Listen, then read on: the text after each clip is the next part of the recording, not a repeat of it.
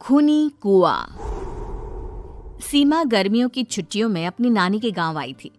सीमा नानी के घर पहुंचने के बाद अपनी नानी के पैर छूती है और उनसे आशीर्वाद लेती है।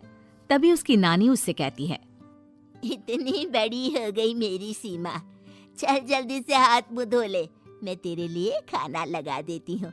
भूख लगी होगी ना? हाँ नानी, भूख तो लग रही है मुझे, आपके हाथ के बने हुए पीले दाल और चावल खाने की। कितना टाइम हो गया है मुझे आपके हाथ का बना हुआ दाल चावल खाए हुए। तू तो नौकरी में व्यस्त थी, तो तुझे कहाँ से टाइम मिलेगा अपनी नानी के लिए? और जब इतने टाइम बाद आई है तो ज्यादा टाइम के लिए रुक कर जाएगी तू। हाँ हाँ नानी, इस बार पूरे 2 महीने के लिए आई हूँ। सीमा की नानी अंदर जाकर उसके लिए खाना बनाने लगती है। सीमा कमरे में अकेली होती है, तभी उसे किसी औरत के रोने की आवाज सुनाई देती है। वो कभी खिड़की से बाहर झांकती है तो कभी दरवाजे से बाहर झांकती है।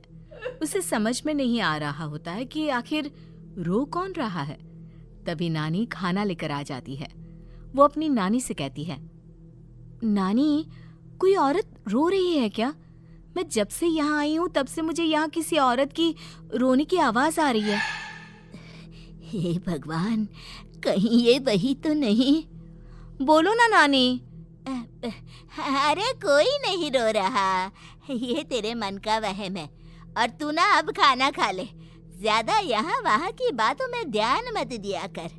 जल्दी से खाना खा और फिर मेरे साथ आ जा मेरे कमरे में, दोनों बैठकर खूब सारी बातें करेंगे। ऐसे ही अगले दिन सीमा अपनी नानी के साथ गांव के बाजार जा रही होती है। उसी रास्ते में फिर से किसी औरत के रोने की आवाज आती है। वो अपनी नानी से कहती है, अरे नानी, क्या सच में तुम्हें अभी भी किसी औरत की रोने की आवाज नहीं सुनाई दे रही? मुझे किसी औरत की बहुत बुरी तरीके से रोने और चीखने की आवाजें आ रही हैं। मैं बहुत परेशान हूँ नानी, आखिर ये कौन है? मुझे लगता है कि सीमा को शहर भेज देना चाहिए, यहाँ रहना उसके लिए ठीक नहीं। नानी बोलो ना, आप चुप क्यों हो जाते हो? सीमा, तू घर चल, मुझे तुझसे बहुत जरूरी बात करनी है। नानी सीमा को घर ले आती है और सीमा से कहती है, सीमा, कल सुबह तू शहर वापस चली जाएगी। अरे अचानक? आखिर क्या बात है नानी, आप मुझे ऐसे जाने को क्यों कह रही हो? मैं बस जो कह रही हूँ उस पर ध्यान दे। तू कल सुबह यहाँ से चली जाएगी, और ये बात मैं कोई मजाक में नहीं बोल रही। तू कल जाएगी तो मतलब जाएगी। अरे नानी, चली जाऊंगी मैं, ठीक है, पर आखिर बात क्या है ये तो बता दो। मम्मी से कोई बात हुई है या फिर मुझसे कोई गलती हुई है जो तुम मुझे अचानक से जाने के लिए बोल रही हो? देख सीमा, रात बहुत हो चुकी है और मुझे इस बारे में कोई बात नहीं करनी। चल, अब चल के मेरे साथ सो जा। सुबह की बस पकड़कर तुझे शहर भी तो जाना है। सीमा को अपनी नानी का ऐसा व्यवहार देखकर बहुत ही अजीब लगता है। उसे कुछ समझ में नहीं आ रहा होता है कि आखिर उसकी नानी उसे अचानक से गांव छोड़कर जाने के लिए क्यों कह रही है। ये सारी बातें सोचते सोचते सीमा की आंख लग जाती है और वो अपनी नानी के साथ सो जाती है। ऐसी ही आधी रात को सीमा को फिर से किसी औरत की रोने की आवाज सुनाई देती है। वो उस औरत की आवाज सुनकर बार बार करवटें बदल रही होती है और तभी उसे सपने में भी एक अजीब सी औरत की परछाई दिखाई देती है, जो इतना चीख चीख कर रो रही होती है कि सीमा डरकर उठ जाती है। वो पूरे पसीने पसीने हो रही होती है। वो अपने आसपास देखती है तो घर में बिल्कुल शांति का माहौल होता है। सीमा घबरा जाती है। वो अपनी नानी को जगाने की कोशिश करती है मगर उसकी नानी नहीं जगती। सीमा को फिर से उस औरत की रोने की आवाज सुनाई देती है। आखिरकार सीमा अपनी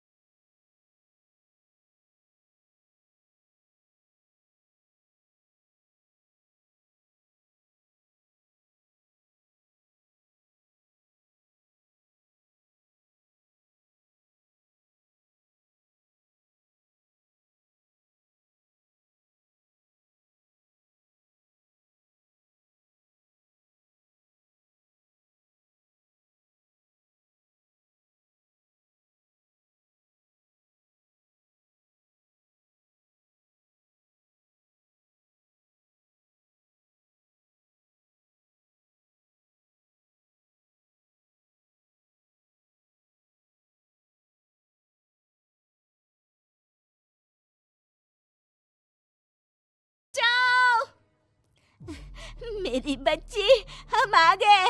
हम तुझे बचा लेंगे। नानी, मुझे यहाँ बहुत डर लग रहा है। यहाँ इंसान की कटी हुई मुंडिया, हाथ, पैर और कंकाल है और खून भी है। नानी, मुझे डर लग रहा है। आप सब मेरी मदद कीजिए, नहीं तो ये खूनी कुआं मेरी बच्ची को भी खा जाएगा। अरे मुझे तो ये समझ में नहीं आ रहा कि आखिर इस खूनी कुएं को खोला किसने।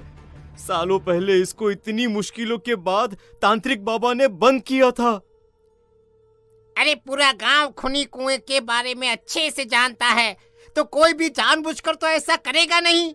मतलब किसी ने अनजाने में इसे खोल दिया है भैया। सीमा को इस बारे में मालूम नहीं था, और जब से वो यहाँ आई थी तभी से उसे किसी औरत के रोने की आवाज़ें भी सुनाई दे रही थी। कहीं सीमा ने ही तो उसे नहीं खोला। अगर ऐसा है तो फिर सीमा का बचना बहुत मुश्किल है। वहीं कुएं के अंदर सीमा रोते हुए बैठी होती है कि उसे आवाज सुनाई देती है जो कुएं के बाहर खड़े गांव वालों में से किसी को सुनाई नहीं देता। आज सालों के बाद मुझे ताजा खून मिलेगा। तेरा खून पीकर आज मैं अपनी प्यास बुझाऊंगा।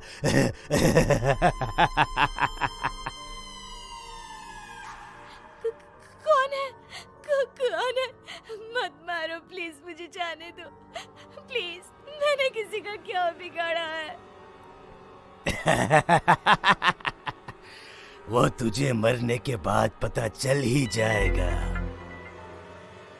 जितने में गांव वाले और सीमा की नानी कुछ सोच पाते, उतने में उन्हें सीमा के चिल्लाने की आवाज आती है और अगले ही पल सब शांत हो जाता है।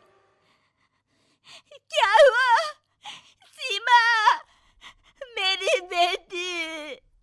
माफ करना बहन, लेकिन अब सीमा वापस नहीं आएगी। हमें एक बार फिर से कुएं को बंद करना होगा।